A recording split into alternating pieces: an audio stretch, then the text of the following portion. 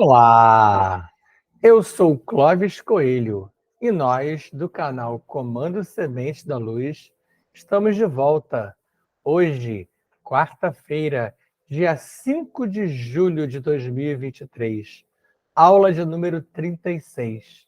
E antes de fazer o nosso ancoramento propriamente dito, eu gostaria de realizar alguns esclarecimentos com vocês, pois estamos terminando uma etapa muito importante da nossa trajetória. Da aula passada, talvez tenha sido a última em que eu coloquei uma quantidade de slides maior, me aproximo sempre do slide 10, e a partir de hoje, por duas razões que eu vou explicar aqui, nós iniciamos com um pouco menos de slides, porque inicia a nossa fase de maior aprofundamento, de maiores explicações. Como eu já vim antecipando, está chegando a hora de falarmos sobre a Grande Guerra de Orion e sobre os Anunnakis, que são dois tópicos muito importantes do nosso histórico galáctico, como seres humanos ou não. E da aula passada, a 35, surgiram algumas dúvidas que nós até esperávamos que pudessem vir a acontecer por conta do tema abordado, algumas perguntas aqui do próprio chat e algumas perguntas feitas por fora para aqueles que entram em contato conosco, sobretudo relativo à alma, que nós imaginávamos que daria algum tipo de dúvida, faz parte, deve ser assim mesmo. Eu peço que vocês continuem perguntando, como eu insisto sempre, continuem duvidando, questionando, elaborem na mente de vocês possibilidades mil. Não se bastem com a minha informação. Busquem sempre. E, além disso, por conta dessas explicações, e porque a partir de agora vamos ter que fazer explicações mais detalhadas sobre os temas, a aula de hoje será, provavelmente em termos de tempo, não mais curta, mas em termos de exposição de slides, ela apresentará menor quantidade. E uma coisa que eu gostaria de iniciar explicando, já até pré-ancoramento, porque trata-se dele. Algumas pessoas vêm perguntando também sobre isso, sobre o ancoramento. E quando eu comecei a fazer lá atrás, ele foi explicado, mas é sempre bom trazer não só a mesma lógica, mas acrescentar novos detalhes. Porque algumas pessoas ainda perguntam por que ancorar, o que é ancorar, qual é a necessidade do ancoramento, é igual a uma prece, a uma oração? Então vamos lá. Para dar também direito às fontes, a ideia do ancoramento, a palavra ancoramento, esse ancorar com essa lógica que nós fazemos aqui, foi trazida ao planeta pela rometria do Rodrigo Romo, que é um autor, é um escritor, é um palestrante, também mais um comandante sideral que vem ao planeta, assim como nós, com funções absurdamente fora da curva. E ele pode falar por si só, eu não vou ficar aqui falando sobre ele, só quero lembrar que essa ideia do ancoramento foi trazida ao planeta inicialmente pela rometria.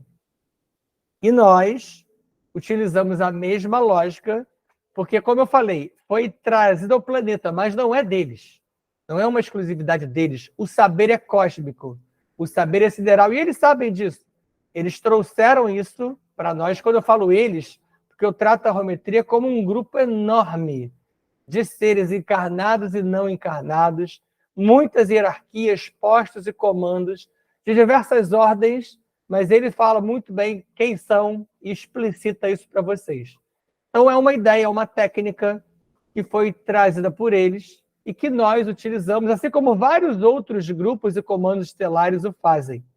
E que esse saber é cósmico, é milenar, é sideral e deve ser utilizado desta maneira. Para que você ancora?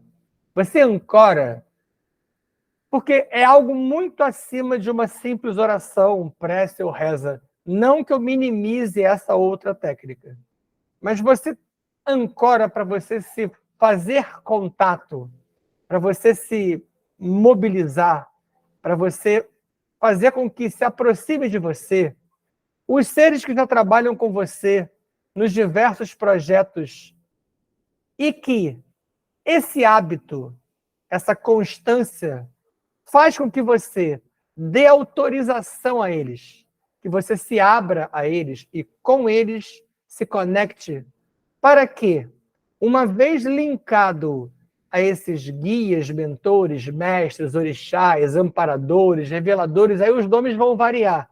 Tronos, que podem ser de caboclos, pretos velhos, exus e pombagiras, e todos mais que há por aí, numa literatura incrível e maravilhosa, de várias fontes, não só dessa que eu citei agora há pouco.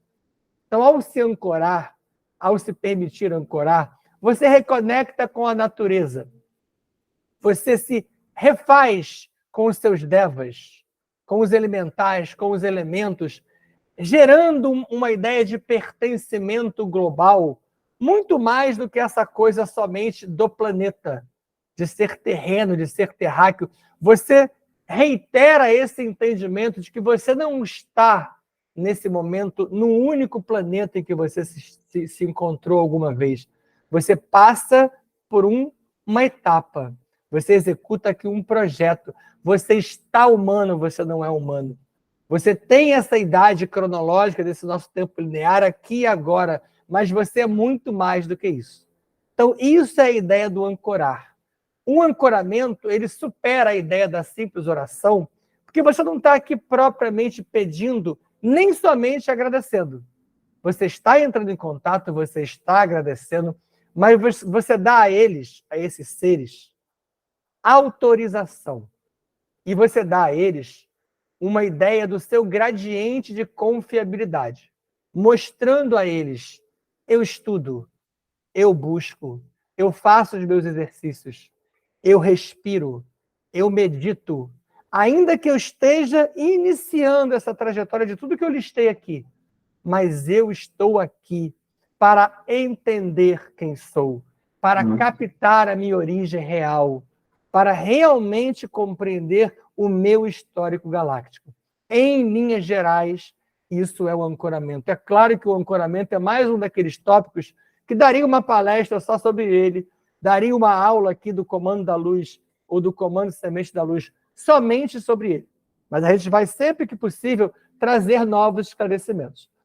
Agora a gente vai realizar o nosso ancoramento e, na sequência, eu vou apresentar os slides de hoje e vocês vão entender a sequência apresentada e as dúvidas que eu espero que sejam sanadas, mas que possam surgir outras e que vocês continuem procurando dentro do nosso material e de vários outros que eu cito aqui como fontes possíveis e plausíveis para que vocês ampliem a quantidade de códigos que entram em vocês a cada contato sideral como esse.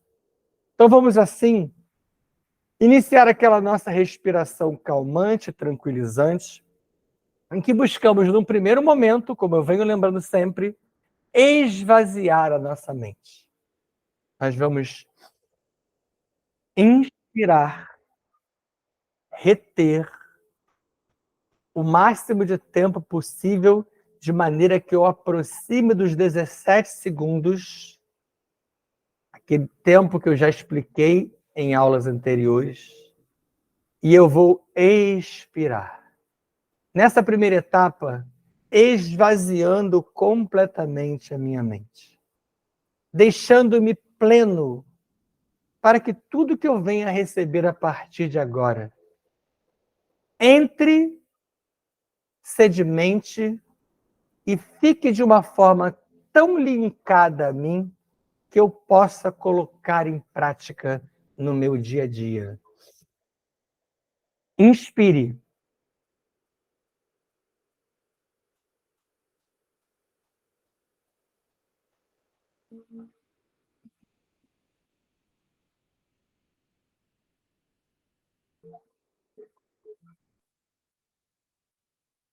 Retenha. E expire. Colocando para o infinito, para o universo, para a Avona Shantar, para Adonesh, o seu objetivo de evolução. se abrindo aos queridos guias, amados mestres, toda a nossa enorme família estelar que já se encontra aqui. Enquanto nós iniciaremos agora outra etapa da respiração, em que vamos inspirar junto dos gases e, sobretudo, o gás oxigênio que entra em nosso organismo, virão planos, projetos, objetivos, metas, tudo de bom e belo que vem à minha mente agora.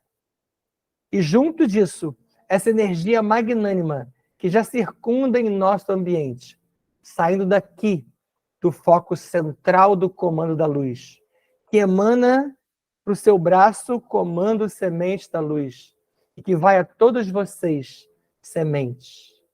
Você retém e expira. Expirando junto com o gás carbônico.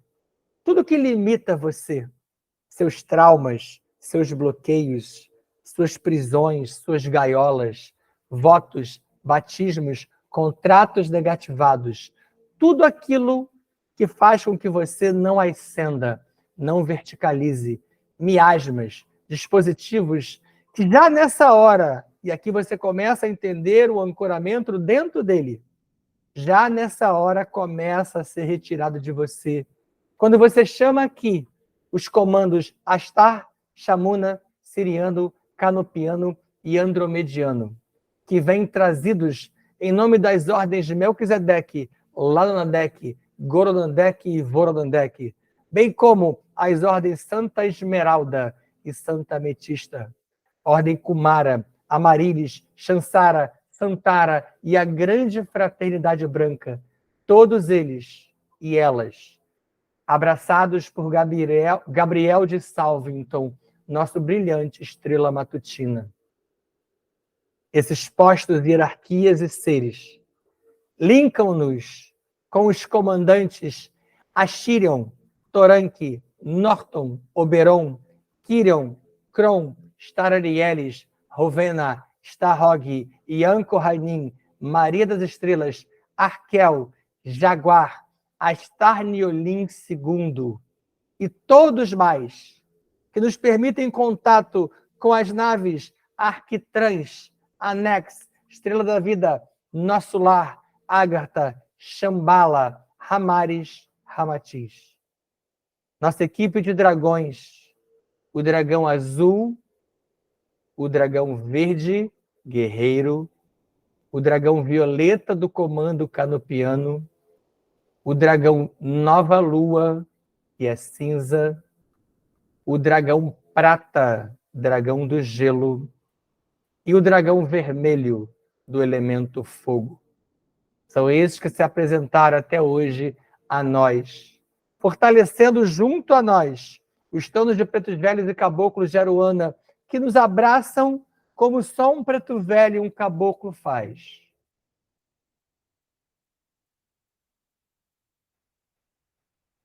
Os tronos de Exus e Pombagiras reforçam nossa guarda e vinculam-se às nossas tronqueiras via colunas búdica e Mahatma, que nos fortalecem a proteção de maneira absurda, com destaque para Exu Veludo e Maria Padilha Rainha, que se encontra ao nosso lado agora. Os sirianos e sirianas se juntam a nós, em nome de comandante Siriana, do comandante Astar, e trazem a nós as sacerdotisas do templo de Ísis e os sacerdotes do templo de Horus, que fortalecem nossas mentes e abrem nossas possibilidades de contato. Kansham Fam, Kansham Fam, Kansham Fam. Jai Jai Shivam Shivam Kara. Jai Jai Shivam Shivam Kara. Hare Om, Hare Om Kara. Hare Hare, Hare Hare, Om Kara. Assim é, assim está feito. Vamos então à nossa aula divisora de águas. Ela se inicia pelo assunto que já estava programado para ela. Só que eu ia focar nesse tópico, que são os raios, ia ficar somente nisso, nessa aula. Mas surgiram as dúvidas sobre a alma, e aí, junto com a alma, surgiu uma outra dúvida que eu já esclareci em relação ao ancoramento, e a outra você vai entender ao longo das apresentações de hoje. Sendo que, em relação aos raios, eu vou apresentar somente 2 slides muito rápidos para que nós entendamos o que é a próxima aula. Então, com isso, eu estou adiando somente em 1 ou 2 a entrada da Grande Guerra de Orion e dos Anunnakis por necessidade técnica, ok? Mas tenham certeza, estamos muito próximos de momentos importantíssimos da nossa transmissão de saber e do planeta também.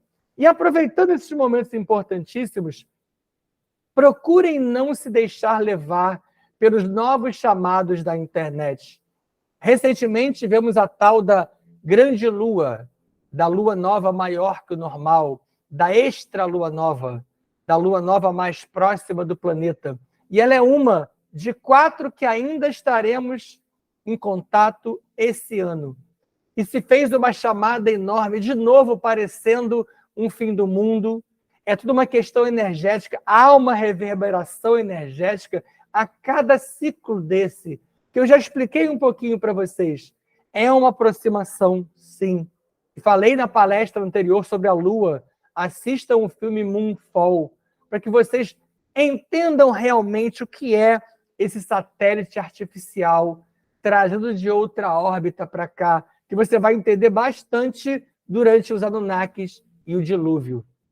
Ok? Então vamos aos raios. Os raios eles se dividem em 4. Você pode entender os raios como impérios, tá? 4 possíveis impérios, 4 tentativas de realizar no planeta um tipo de entrada, que você vai entender aqui.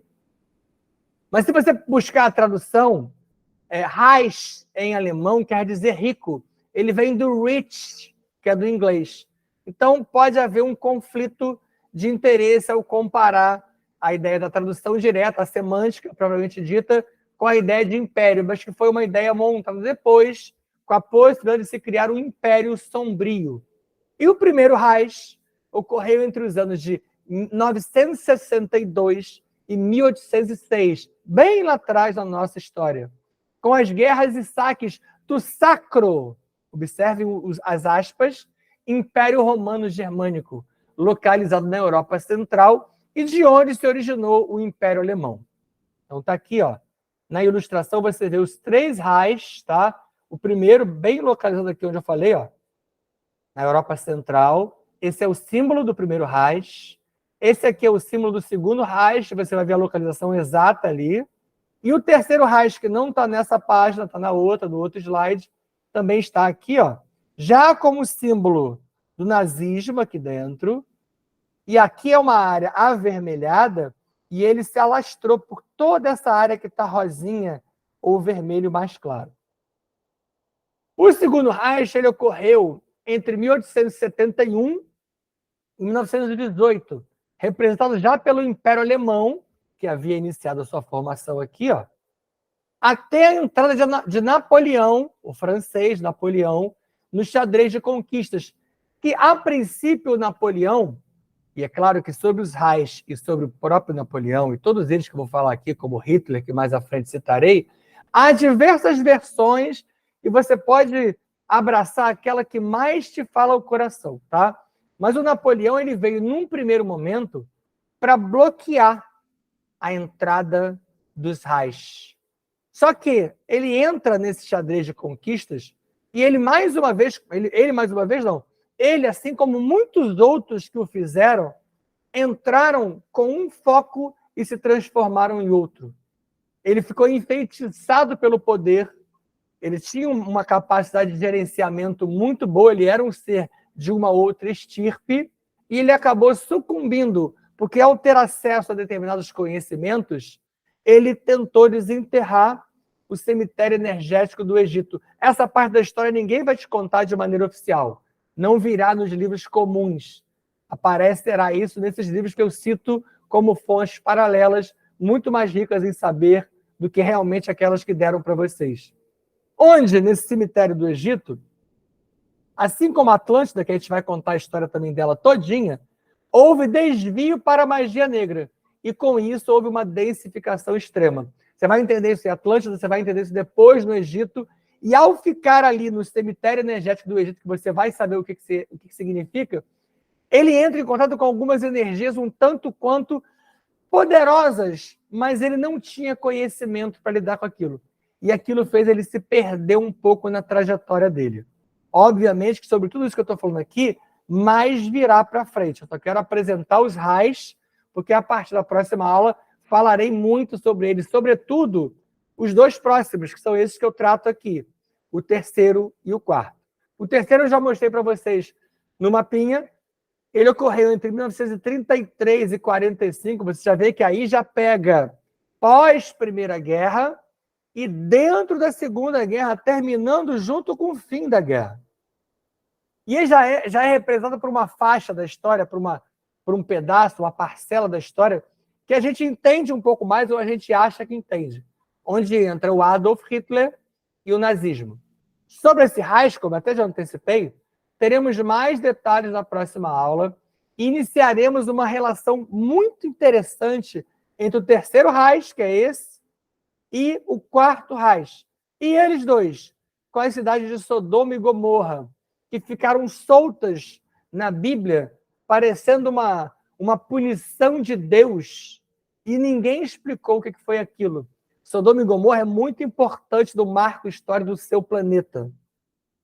E aqui está o quarto Reich, simbolizado por essa imagem, que você vê já como que se expandiu por essa área vermelha, toda a área em que o Império Alemão buscava colocar em prática. E aí você pode pensar assim, mas espera aí, professor, não parou no terceiro Reich, não acabou ali a guerra de lá para cá? Pois é, havia um planejamento de quarto Reich. Então está aqui, ó. Ele foi projetado, ele nunca chegou realmente a existir como eles desejavam, mas você vai entender quando eu explicar a partir das próximas aulas que ele já tinha um plano. O quarto Reich estava em desenvolvimento até mesmo antes do terceiro. E como você vai perceber quando eu der os detalhes. Ele foi projetado para se dar na Guerra Fria, aquela guerra que nós falamos tanto aqui para vocês, falaremos muito mais, que vocês conhecem ela um pouco mais por conta da história contada para vocês, só que a história contada não foi total. E em outras ocorrências da época, aqui, sobretudo, estão as áreas escondidas. As ocorrências que estão aqui generalizadas por mim, ó, não foram contadas. Que a orbitaram. Orbitaram quem? A guerra, tá? Está sublinhado aqui, ó. Essa guerra que não foi uma guerra direta, foi a Guerra Fria. Entre ocorrências reveladas e não reveladas da nossa história oficial. E lembrando, quase que eles conseguiram levar os planos dos obscuros a cabo, mas houve a intervenção dos comandos estelares, como todos esses que eu venho apresentando para vocês aqui ao longo da nossa trajetória. Banho de Emaci. Essa foi a outra dúvida que surgiu. Algumas perguntas se deram por fora para o nosso grupo. E, recentemente, a gente vem trabalhando mais intensamente com essa ideia de flores e ervas. E como isso está surgindo com muitas dúvidas, eu trouxe apenas um breve esclarecimento, só lembrando também que não somos necessariamente especialistas nisso. Há pessoas muito abalizadas, inclusive fontes, autores, saberes da internet, que você pode consultar, que você pode buscar. A gente utiliza todas essas técnicas, possibilidades, dispositivos e alternativas como fonte de caminhada, como forma de ascensão, de verticalização. Então, rapidinho sobre as ervas, e para esclarecer logo de cara, ó, aqui está aqui, ó, Amaci, eu já vi Amaci, já vi Emaci, mas o Amaci é o mais comum. E eu coloco ervas entre parênteses. Já ouvi fontes que falam que banho de erva e banho de Amaci é a mesma coisa, mas eu preciso diferenciar para você, ó, lá embaixo, ó, eu coloquei que Amaci também é conhecida como uma técnica utilizada para ajudar no desenvolvimento mediúnico. Isso é uma explicação muito geral, e em geral essa técnica ela passa pelo banho. ela passa pelas ervas, passa pelas flores, pelo sal grosso e etc. Tá? Então, alguns autores associam a Amaci como diretamente a erva, alguns não.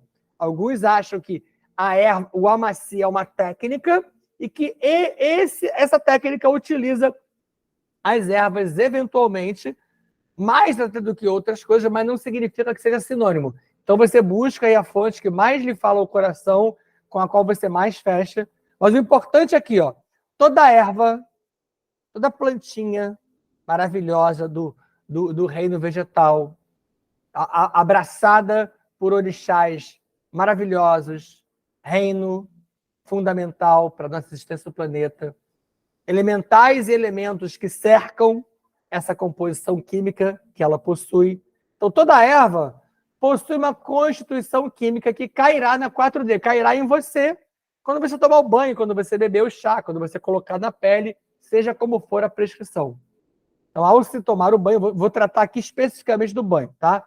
E aí pode ser de erva ou de flores. Então, todo banho que você toma, a lógica dele é que você está colocando aquilo em contato com você.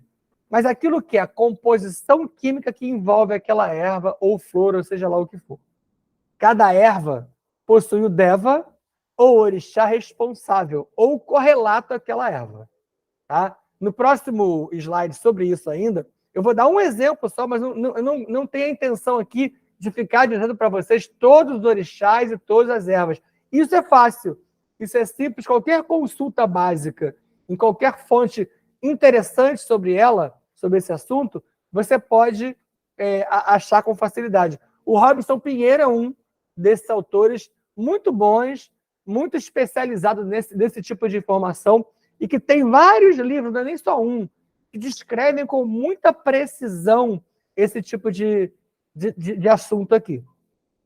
A combinação adequada de ervas ela é fundamental, pois além da clorofila que toda erva possui, a erva possui certos alcaloides. São compostos naturais específicos daquela erva.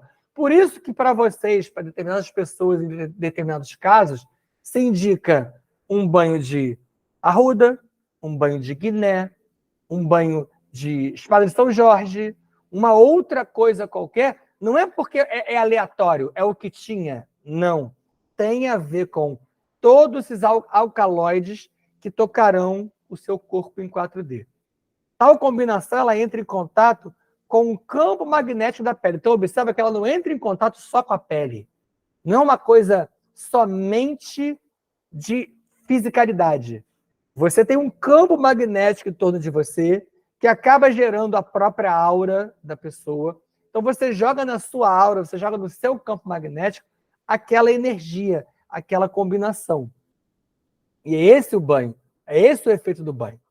Isso gera atração ou a potencializa para. Tá? Vai potencializar a sua pele, a sua aura para coisas boas, prosperidade, abrir caminhos, verticalizar, ascender, estudar, melhorar. Tudo isso é possibilidade. Ou repulsão para coisas ruins, aqueles banhos que são feitos para você se descarregar. Já ouviu falar em banho de descarrego? Banho de limpeza? Mas repulsão de coisas ruins é uma limpeza.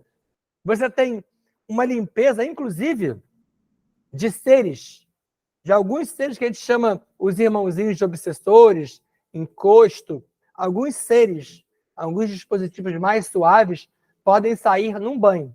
Eu coloquei no slide anterior só uma ilustração rápida, tá? Sobre algumas ervas, eram linhas gerais, nada muito específico.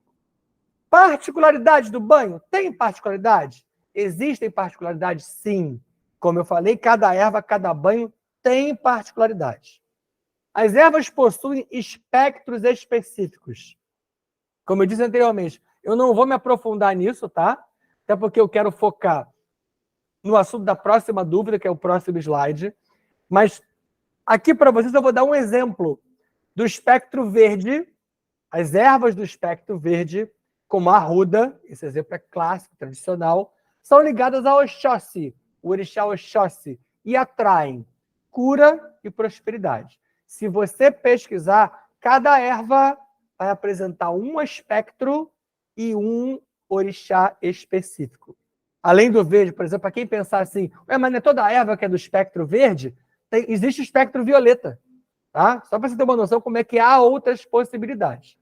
Como proceder com um banho, talvez aqui seja mais importante. Aqui do lado é só uma simbologia do banho. Aí eu poderia colocar você tomando um banho no mar, um banho no lago, na lagoa, no rio, na cachoeira. Aqui estou eu com uma cascata, com uma cachoeira, com uma queda d'água maravilhosa. Você tem que focar que o banho da erva vai fazer isso aqui com você. É um refrigério, é uma reenergização, é uma retomada do seu eu interno para alavancar você de volta ao seu crescimento espiritual. Mas em que eu devo focar, aonde eu não devo errar? E aqui está a resposta das perguntas que me fizeram. Os iniciados do santo, isso é uma nomenclatura específica de Umbanda e Candomblé. Por isso eu coloquei no santo ou no orixá, é a mesma coisa, tá? Esse santo aqui não é aquela relação do santo de igreja católica, mas é santo da ideia de orixá, e muitos terreiros, não tem problema nenhum falar assim, usam dessa maneira, é a mesma referência. Se você é iniciado no santo, no orixá, por exemplo, ali Oxóssi, você é de Oxóssi, você deve tomar o banho na cabeça com a erva referente ao seu orixá. Então, na cabeça, você só bota o quê? Arruda. Foi isso que me perguntaram. Caso contrário, caso você vá tomar um banho, por exemplo, de guiné, um banho de alfazema, ele é do ombro para baixo. Na cabeça, você só bota o que é do seu orixá. E raras exceções que são, se o seu orixá, se o ser que se vincula a você, que você confia, que você realmente tem contato com ele, falou para você, aqui nesse momento vamos abrir uma exceção, e pergunta para ele por quê. Por isso, por aquilo outro, porque vai se abrir um campo áurico aqui, fundamental para a entrada de X, Y, Z. Ok. O crivo da sua razão permitiu a você o entendimento e a aceitação daquilo? Faça. Caso contrário, você decide. Os não iniciados no santo ou no orixá devem tomar o banho do ombro para baixo. Então, se você não é iniciado em Oxóssi, se você não é de Oxóssi, quando eu chamo iniciado em, é o que as pessoas em geral falam, eu sou disso, eu sou daquilo, eu sou de Ogum, sou de Xangô. Todos são belíssimos. Cada um tem a sua importância. Não é iniciado, por exemplo, em Oxóssi, não toma banho de arruda da cabeça, do ombro para baixo. E aqui o mais importante, ó. Quanta coisa mais importante em sequência, né? Ao preparar o banho de ervas ou de flores, ou seja lá o que for, essa ideia aqui do foco somente da preparação serve para tudo. Você está aqui agora comigo estudando, ancorando, respirando, meditando, ancora, respira, medita, estuda e foca nisso. Não fica prestando atenção no rádio do vizinho, na janela ao seu lado com o movimento, na rua, numa outra música, no jogo de futebol que está rolando ali. Se você está fazendo isso, você não está focado em nada. Nem aqui, nem lá. Isso serve demais para o banho. Eu conheci muitas pessoas ao longo da minha trajetória nesse meio espiritualista, que você via preparando lá o banho, tá bonitinho, mas trocando ideia. Trocando ideia sobre outra coisa. Se você pelo menos estivesse trocando ideia sobre o banho, falando sobre a erva, sobre a energia, sobre o propósito, até dá. O foco ideal era que você estivesse ali preparando aquilo, doando a sua energia, trocando a sua energia. Alguns guias, mestres, mentores, ancoradores e amparadores nos relatam que tudo se inicia muito antes do que a gente pensa. O banho que você toma dentro do seu box, da sua banheira, ou seja lá onde for, ele inicia quando você pega a erva, quando você colhe a erva, quando você compra ela na feira, quando você recebe da vovó, quando você recebe de alguém, quando você adquire, ali começa tudo. Imagina na preparação que já é depois disso. Na preparação você tem que estar ali já se vinculando àquilo. Se você estiver distraído, aquilo está virando mais um banhinho que não tem o potencial que ele poderia ter. Isso serve para tudo na nossa existência. Foco naquilo que você quer. Foco naquilo que você faz. No topo da cabeça está o Antakarana. Eu venho insistindo com isso para vocês há muito tempo. O chakra da coroa ou coronária, chama de Antakarana também. E por que tem esse mistério sobre a cabeça? Não se baste com explicações vãs. Aqui tem um portal de entrada. Onde tem um portal de entrada poderosíssimo como esse chakra das 1000 pétalas, não pode ser feito qualquer coisa. Daí a importância de jogar o banho ou a energia que for de um passe, de um reiki, de uma energização na cabeça. Tudo que você faz da sua cabeça deve ser feito por você. Deveria ser feito só por você. Por isso, se você procurar sobre esse assunto, você vai ver como há divergência até quanto as pessoas te colocam a mão na sua cabeça. As terapias que são feitas em cabeça. Ao cabeleireiro e ao barbeiro que cortam o seu cabelo, que manipulam alguma coisa aqui. Tudo isso é muito importante e deveria ser olhado de maneira especial. Vamos então à próxima parte, que é aquela que trata do assunto que vai tentar buscar um esclarecimento da dúvida surgida na aula passada. E devo confessar a vocês que, como eu já disse antes, esperava que a dúvida suscitasse, que a questão suscitasse dúvidas, mas não como foi. E acho ótimo que o seja. Da supramônada ao fractal de alma. Agora eu vou apresentar para você o diagrama completo e espero fazê-los entender por que só agora. Lá atrás eu colocava para vocês que nós tínhamos uma supramônada que se desdobrava em mônadas, que se desdobrava em eu sou, e dali eu colocava direto para o fractal de alma. Tá ok? Tá ok.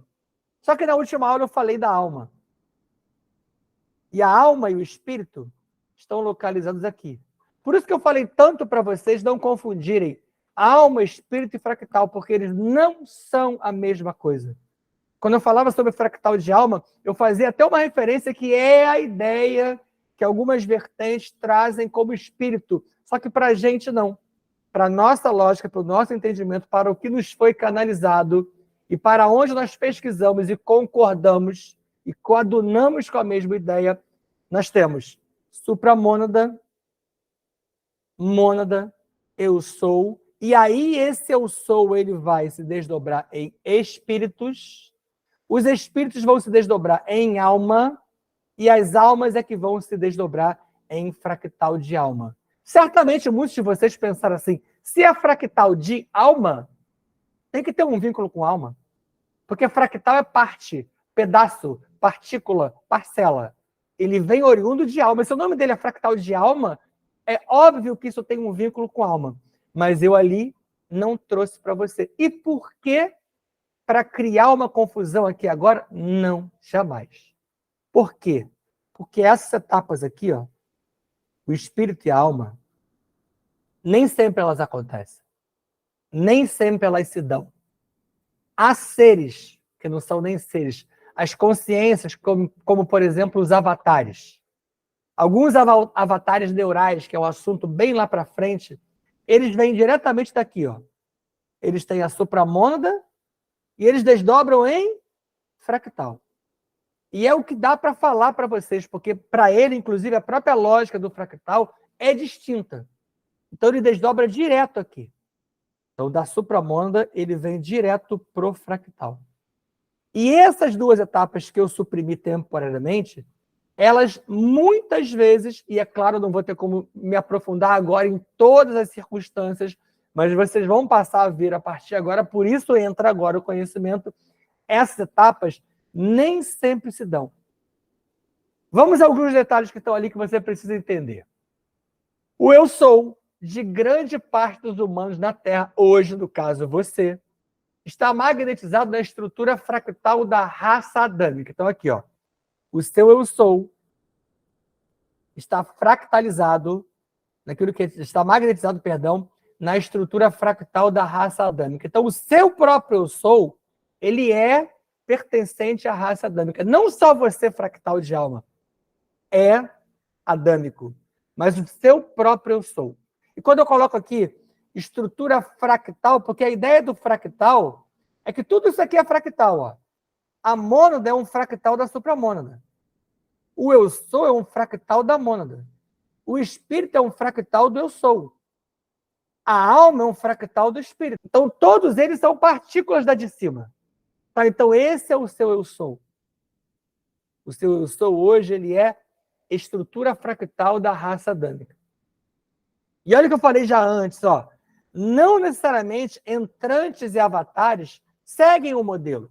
Nem todos os seres costumam ter todas as etapas. Eu já falei dos avatares, citei até o nome avatar neural, só para você ficar com mais uma informação, essa história vai chegar para vocês, mas a maioria dos entrantes entram naquela história do que eu falei, ó. Ele vem do eu sou para o fractal. Muitos entrantes poderosos que estão no planeta hoje encontram-se dessa maneira. Alguns nem essa etapa eles têm. Eles se aproximam muito da lógica da ligação direta em níveis mais acima, como mônada. Muitos desses entrantes, a supramônada, ela gera diversas mônadas e a mônada gera direto o fractal, que faz o entrante estar aqui com mais acesso, mais informação, mais cabedal. Em alguns casos, não há determinadas etapas de descida. Foi o que eu acabei de falar. Essas etapas de descida não se dão para todos. A alma, aquela que surgiu dúvida, se liga mais fortemente aos 9 primeiros corpos. Eu vou apresentar no próximo slide para vocês os 32 corpos. E aí os 9 primeiros, você vai ver lá com o asterisco especial, vai fazer você entender que aqueles 9 principais são os corpos com os quais a alma se liga mais fortemente.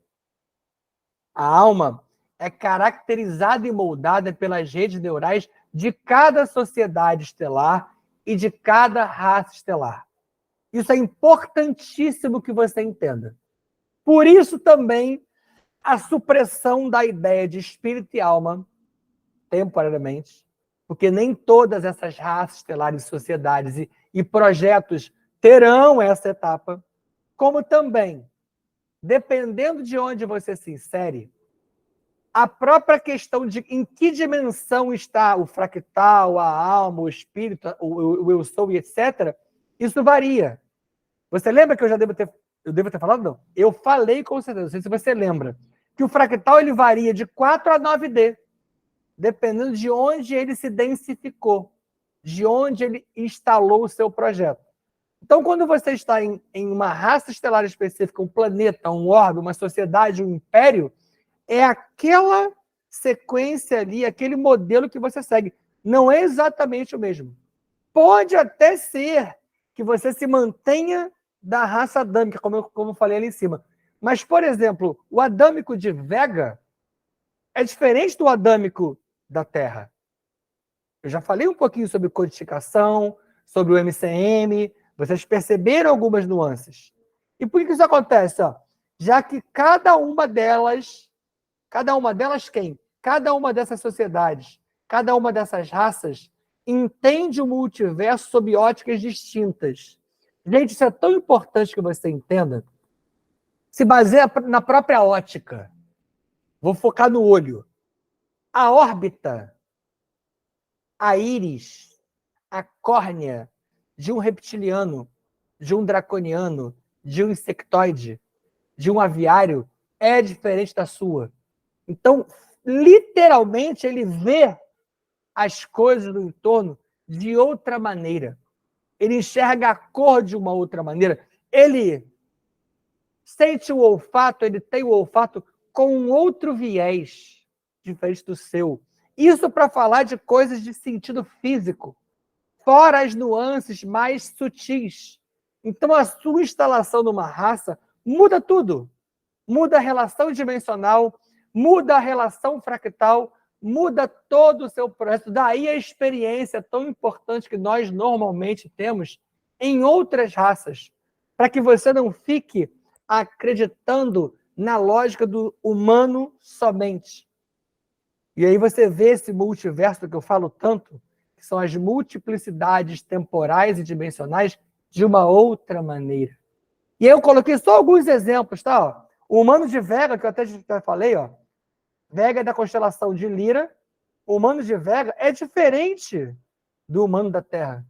Você hoje. Você pode ter estado como raça adâmica no humano de Vega e está experienciando como raça adâmica o humano da Terra hoje. Assim como, vamos dar aqui a comparação, ó, o Felídio de Régulo, que é da constelação de Leão, ele é completamente diferente do Felídio do universo local de Chinkara, do Starré. Então aqui eu já comparei uma constelação, uma estrela, com outro universo local. Mudou completamente a trajetória a partir do momento que em Chinkara o Felídio vai ter, no máximo, 5% de dualidade. Isso já muda todo o planejamento. Isso é que muda essa conformação e essa apresentação. Por isso, adiamos para que você só recebesse isso agora, porque você precisava maturar as informações das 34 aulas, para que na 35ª você recebesse essa informação e a partir de hoje você fosse recebendo mais e mais. Não acredite você que o conhecimento acaba aqui. Isso muda, isso modifica, isso fica cada vez mais complexo, mas você estará pronto. A cada descida de nível, há uma perda de percepção do multiverso.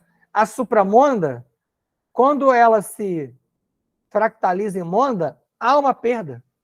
A monda, ao gerar o eu sou, há uma perda. E vai havendo perda até que você chegue aqui e no nível fractal você tem uma perda significativa. Até que esse fractal se encaixe no que a gente chama de corpo biológico. E aí mais uma informação. Ou corpo avatárico. É o avatar. A ideia de avatar do filme Avatar 1 e 2, maravilhosos, perfeitos, que traz essa relação da simbiose entre o ser encarnado e o planeta, aquilo é um corpo avatar. Você hoje aqui no planeta tem um corpo avatar. Esse corpo não é seu. Ele é emprestado, ele é utilizado, ele é o seu invólucro hoje e agora. Porque você não tem somente esse corpo. Você tem os 32 corpos que eu falo tanto para vocês aqui. 32 que se apresentam assim, ó. Eu não vou ler todos eles para vocês, tá? Essa informação fica para vocês, senão vai ser apagado jamais. Só observe alguns detalhes que eu vou explicar para vocês, ó. O tal do asterisco, até o corpo número 9, quando eu falei que a alma, aqui, ó, onde a alma se liga mais fortemente, quando eu falei no slide anterior que a alma se liga mais fortemente aos 9 primeiros corpos. Os primeiros aqui, ó, você vai lembrar o seu corpo físico, o duplo ou o duplo etérico, o astral, emocional, até aqui, ó, mental inferior e mental superior, são mais comuns na literatura em geral. Aí aqui, ó, o causal, o búdico e o átmico, falei que eu não ia ler, já estou lendo, né? Eles são muito tratados nas ordens templárias, no meio esotérico, nas fontes esotéricas. Já do Morantial em diante, eles já são bem mais específicos. Quase não há fonte que trate dos 32. E eu fiz uma relação do lado de cada um deles com a sua dimensão. É uma relação também hipotética pela lógica do que eu acabei de explicar no slide anterior, da questão das sociedades estelares, dos projetos, das raças em que você se insere, do grau de percepção que você perde. Isso pode mudar, mas eles giram em torno mais ou menos disso. Para você entender os sinais de mais e menos, é porque se você foi atento, você vai ver que, em geral, tem três da mesma dimensão. Aqui seria a 7D menos sutil e aqui seria a 7D mais sutil, como está aqui, ó. O menos sutil e o mais sutil. E para fechar, acima aqui de 15D, ó, de 15 para cima, 16, 17, inicia aquela faixa de vida não manifesta, que eu expliquei para vocês lá atrás, que eu chamei de universo não manifesto. Aqui, essa imagem mostra onde nós chegamos hoje. Você, ó, tem tudo aqui. Essa ilustração mostra um mapa na sua mão. Mas você não tem um mapa na sua mão. Você tem todos os caminhos na palma da sua mão. Aqui agora, nós colocamos na mente de vocês, que eu espero que vocês levem para a chamatrina, tirando da pineal somente, traga para os dois, e que isso da sua mão seja a sua possibilidade de acesso, de crescimento, de evolução. Estudem, aprofundem-se, perguntem se novas dúvidas surgirem. Kan Sham Pham, Kan Sham Pham, Kan Sham Pham. Jai Jai Shivam Shivam Cara. Jai Jai Shivam Shivam Cara. Hare Om, Hare Om Cara. Hare Hare, Hare Hare, Om Cara. Assim é, assim está feito. Fiquem em paz, estudem, façam o possível para rever os assuntos. Passem isso adiante. Captem novas sementes. Façam com que as pessoas, aos poucos, uma a uma, descubram o que você já descobriu. Isso faz de você também um mensageiro. Beijo do coração.